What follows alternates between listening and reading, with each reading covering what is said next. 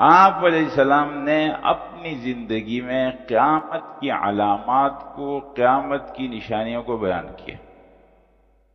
یہ جو قیامت کی نشانیاں ہیں بنیادی طور پر اس کی تین قسمیں ہیں حضرات۔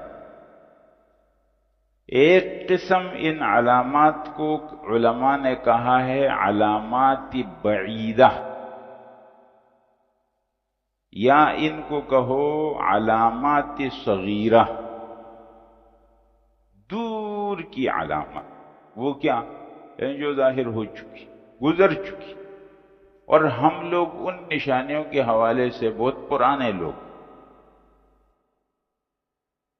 یعنی وہ نشانیاں ہمارے لیے بھی پرانی ہو۔ ان نشانیوں میں ایک نشانی یہ ہے، آپ علیہ السلام نے فرمایا کہ قیامت کی نشانیوں میں میں ہوں۔ پچھلے انبیاء اپنی قوموں کو جب قیامت کے بارے میں بتاتے تھے تو کہتے تھے آخری پیغمبر آ جائے گا، بس جب وہ آ جائے گا تو پھر قیامت قریب۔ حضرت رسول اللہ صلی اللہ علیہ وسلم کو آئے ہوئے تو تقریباً 1450 سال ہو رہے، تو یہ نشانی کو تو وقت گزر گیا نا۔ اسی طرح اور بہت ساری نشانی۔ نمبر 2 وہ نشانیاں ہیں جن کو علامات متوسطہ کہا جاتا۔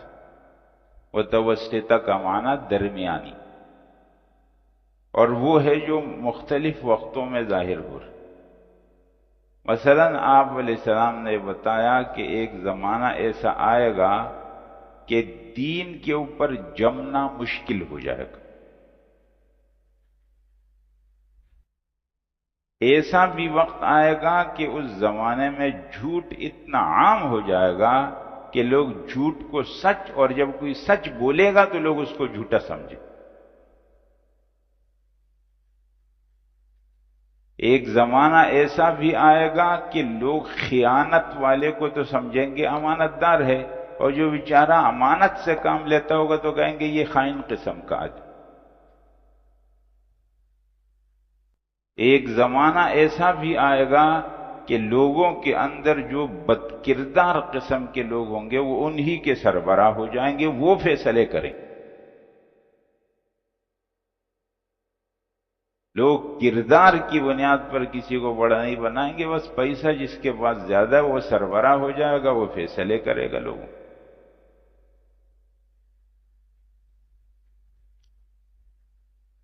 یہ بہت ساری نشانیاں حضرات جو رسول اللہ صلی اللہ علیہ وسلم نے بیان کی ہیں اور جو وقتاً وقتاً ظاہر ہو رہی۔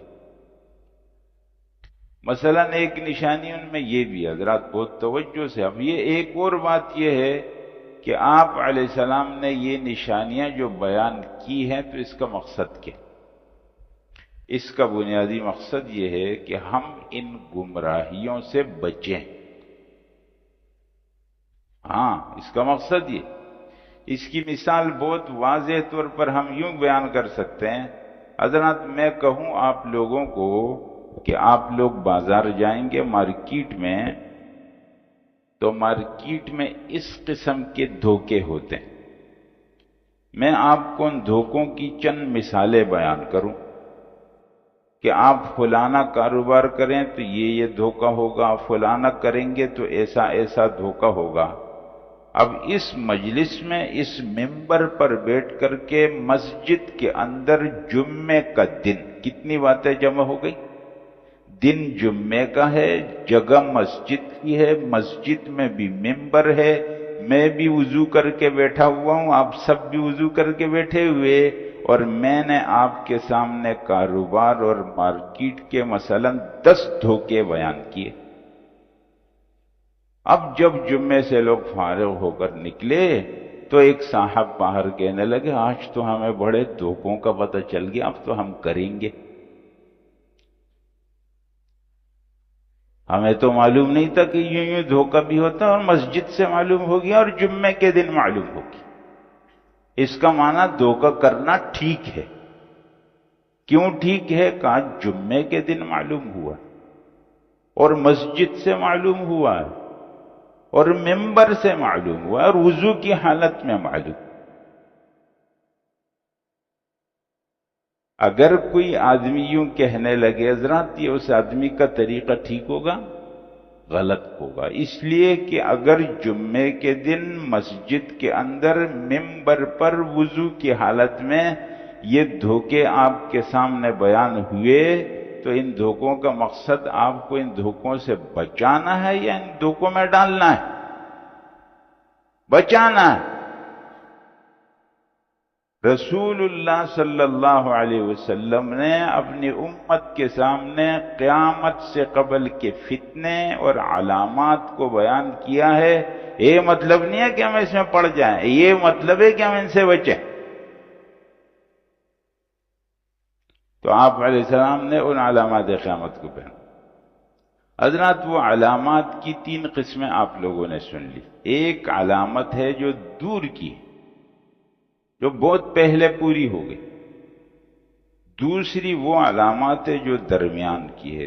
تیسری وہ علامات ہیں جن کو علامات قریبہ بھی کہا جاتا ہے اور علامات کبریٰ بھی کہا جاتا ہے۔ یہ وہ علامات ہیں کہ جن کے بعد قیامت بالکل قریب پہنچ چکی ہوگی۔ ان علامات میں آج کل کے ماحول کے حوالے سے پھر جو حالات چل رہے ہیں اس حوالے سے پھر اس کا ایک اور سبب بھی بنا ہے، وہ بھی میں بیان کرتا ہوں آپ کے سامنے۔ میں 4 چیزوں کو حضرات آپ کے سامنے بیان کروں، لیکن ابھی نہیں، ابھی صرف تعارف کرا رہا ہوں۔ اس میں پہلی نشانی ہے حضرت مہدی آئیں گے۔ حضرت مہدی کی کیا تفصیلات ہیں وہ اپنے موقع پر، ابھی نہیں۔ نمبر 2 دجال آئے گا۔ دجال کی کیا تفصیلات اپنے موقع پر۔ نمبر 3 حضرت عیسیٰ علیہ السلام آئیں گے، کیا تفصیلات اپنے موقع پر۔ نمبر 4 یاجوج اور ماجوج آئیں گے، کیا تفصیلات اپنے موقع پر۔ 4 باتیں علامات۔